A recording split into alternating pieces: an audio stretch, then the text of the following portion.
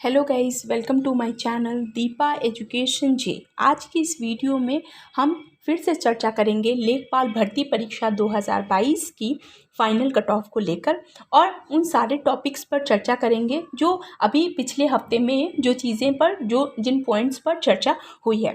तो अगर सेशन पसंद आए, आपको कंटेंट पसंद आए तो प्लीज़ चैनल को लाइक कीजिए, सब्सक्राइब कीजिए, शेयर कीजिए।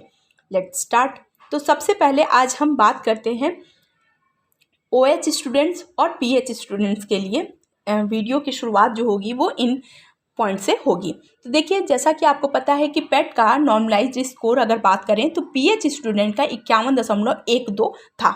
अब PH स्टूडेंट्स को डॉक्यूमेंट वेरिफिकेशन में कहा गया कि जीरो से ज़्यादा सब जितने भी बच्चे 0 से ज़्यादा अंक पाए हैं जो PH में आ रहे हैं, OH में आ रहे हैं, उन्हें DV के लिए बुलाया गया है।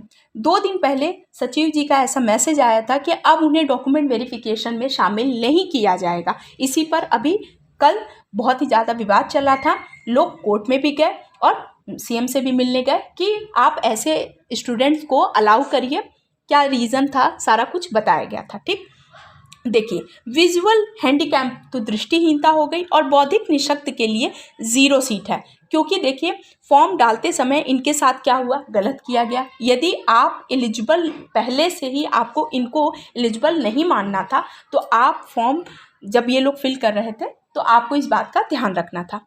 ओवरऑल बात करें तो PH स्टूडेंट के सभी स्टूडेंट्स के लिए 308 सीटें थीं, जिसमें अलग अलग श्रेणी क्रम में विभाजित किया गया था, जिसमें बौनापन, एसिड अफेक्टेड स्टूडेंट्स थे और भी अलग अलग दिव्यांग श्रेणियों में विभाजित किया गया था। अब बात हो रही है OH स्टूडेंट्स की कि उन्हें क्यों बाहर किया जा रहा है। तो OH स्टूडेंट के बारे में भी मैंने आपको बता दिया था कि हम पहले जानें कि ये ऐसे स्टूडेंट्स क्या होते हैं, क्यों होते हैं OH। तो देखिए, मैंने आपको अब बहुत ज़रूरी है इन चीज़ों के, इन पॉइंट्स को जानते रहने के लिए कि ऐसा सचिव के द्वारा ऐसा मैसेज आना या ऐसा आदेश निकालना क्यों गलत है। तो ऑर्थोपेडिकली अगर हम बात करें तो हैंडीकैप होते हैं ऐसे स्टूडेंट, और ऐसे स्टूडेंट का किसी भी कार्य को करने में वो पूरी तरीके से सक्षम होते हैं। जबकि सचिव जी के द्वारा जो पहला मैसेज था वो ये था कि ऐसे स्टूडेंट की संख्या 4 से 5 हज़ार देखने को मिलेगी। अब डॉक्यूमेंट वेरिफिकेशन की बस डेट करीब है, क्योंकि देखिए आपको पता है कि बोर्डिंग टेक्नीशियन का डॉक्यूमेंट वेरिफिकेशन चल रहा है और वहीं 26 और 27 जून को अगर हम बात करें तो वीडियो री एग्ज़ाम है। सारा कुछ मैं इस वीडियो में बताऊंगी।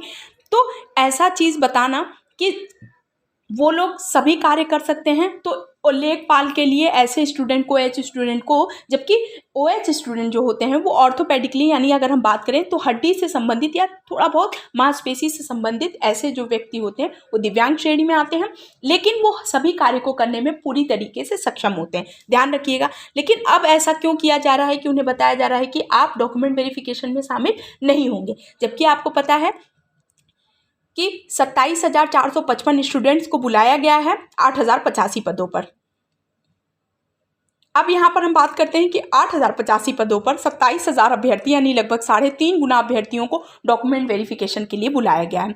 हाल ही में अगर बात करें तो UPSI, CGL, UPASI, lower, PCS, high court, junior assistant, other state की परीक्षाएं संपन्न हुई हैं तथा कुछ आने को हैं। आपको पता है इलाहाबाद हाईकोर्ट में भी क्लर्क की, ग्रुप C की, ग्रुप D की भी वैकेंसीज आने को हैं, और ये सारी चीज़ें जो होती हैं वो हमारे मेरिट को प्रभावित करती हैं।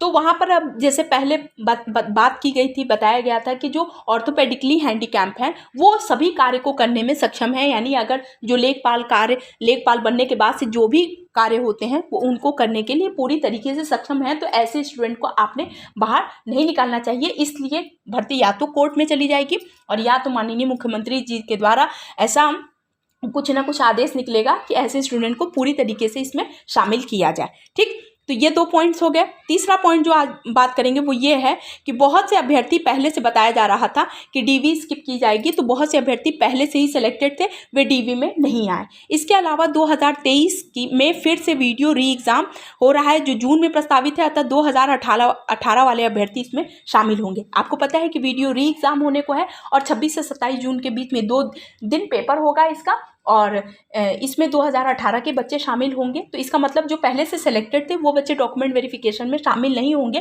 क्योंकि डीवी स्किप अभियान से ऐसे स्टूडेंट को जोड़ा गया था यदि आप पहले से सिलेक्टेड हैं, क्योंकि आपको पता है कि 15,000 संदिग्धों की लिस्ट भी आयोग को मिल चुकी थी और ऐसा बताया जा रहा था कि डॉक्यूमेंट वेरिफिकेशन से पहले ऐसे स्टूडेंट को, ऐसे प्रबंधक को, ऐसे कॉलेजेस को डॉक्यूमेंट वेरिफिकेशन में शामिल नहीं किया जाएगा। देखिए, जब रिजल्ट निकला है तो ये चीज़ें बताई गई थी कि बहुत से स्टूडेंट थे जो नकल माफिया के अंडर में थे, जिन्होंने एसटीएफ की गाइडलाइन को नहीं स्वीकार किया था, नहीं माना था। ऐसे स्टूडेंट की एक लिस्ट बनी थी, जिस लिस्ट को प्री एग्ज़ाम के तहत कभी नहीं मांगा गया, ना कभी ये चीज़ें सामने आई। लेकिन अब चूंकि डॉक्यूमेंट वेरिफिकेशन का टाइम करीब है तो ये सारी चीज़ें क्लियर की गई हैं कि ऐसे स्टूडेंट को डॉक्यूमेंट वेरिफिकेशन में शामिल नहीं किया जाएगा। तो अब ये चीज़ें क्लियर थी, तो इसके बाद आपने ओएच स्टूडेंट के बारे में ऐसा आदेश निकाल दिया। तो देखिए, किसी भी कार्य को करने के लिए ये पूरी तरीके से सक्षम है।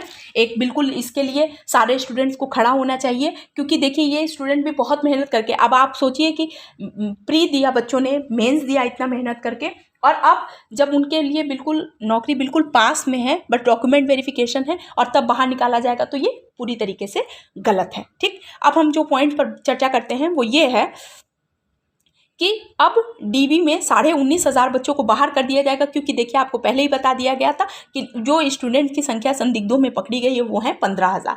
अब 27,000 में से अगर 15,000 बच्चे निकल जाते हैं तो आप ये सोचिए कि मोटे तौर पर अगर हम बात करें तो 8,085 पदों पर 12,000 स्टूडेंट्स होंगे, और एसटीएफ की जो लिस्ट है उसको भी डीवी के तुल्य किया जाएगा। यानी जो छापेमारी की जो लिस्ट मिली है उसको डॉक्यूमेंट वेरिफिकेशन से पहले ही बताया जाएगा कि कौन से स्टूडेंट को इसमें डॉक्यूमेंट वेरिफिकेशन में शामिल करना है और कौन से स्टूडेंट को नहीं करना है। ये सारी चीज़ें की जाएंगी। ठीक, तो ये कुछ पॉइंट्स हैं जिनके बेसिस पर अभी जो चर्चाएं चल रही हैं। फिर कुछ अपडेट आएगा ओएच स्टूडेंट के लिए, पीएच स्टूडेंट, किसी भी तरीके का कोई भी अपडेट आएगा मैं आपको बताऊंगी। तो इन पॉइंट्स पर जो हमने चर्चा की है उनके आधार पर मैंने आपको बताया था कि मेरिट जो होगी वो ज़्यादा जा सकती है। क्यों? क्योंकि देखिए ऐसे स्टूडेंट्स, क्योंकि स्टूडेंट की संख्या हो जाएगी बहुत ज़्यादा, और जब आपको पता है कि वैकेंसीज कम होती हैं, स्टूडेंट की संख्या ज़्यादा होती है, तो कोई भी वैकेंसीज में, कोई भी एग्जाम में मेरिट हाई जाती है। तो जनरल की बात करें तो 80 से 82 के बीच, क्योंकि देखिए यूआर की जो मेरिट पहले गई थी डॉक्यूमेंट वेरिफिकेशन से पहले वो 75.75 गई थी।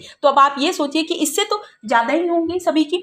तो ये जो मैंने आपको स्कोर मेरिट बता रही हूँ, फाइनल कट ऑफ जो बता रही हूँ, वो इन बेसिस पे है कि यदि 15,000 को डॉक्यूमेंट वेरिफिकेशन में शामिल किया गया, तो अगर इन स्टूडेंट को डॉक्यूमेंट वेरिफिकेशन से पहले ही बाहर कर दिया जाएगा तो मेरिट इससे कम जाएगी, ध्यान रखिएगा। और इसके अलावा पीएच स्टूडेंट या ओएच स्टूडेंट के लिए या किसी भी तरीके की कोई भी अपडेट मिलेगी मैं आपको तुरंत बताऊंगी। तो आई होप आपके लिए वीडियो बहुत ज़्यादा यूजफुल होगी, पॉइंट समझ में आ रहे हों, मेरा सेशन पसंद आ रहा हो तो प्लीज़ चैनल को लाइक कीजिए, सब्सक्राइब कीजिए, शेयर कीजिए। Thank you so much.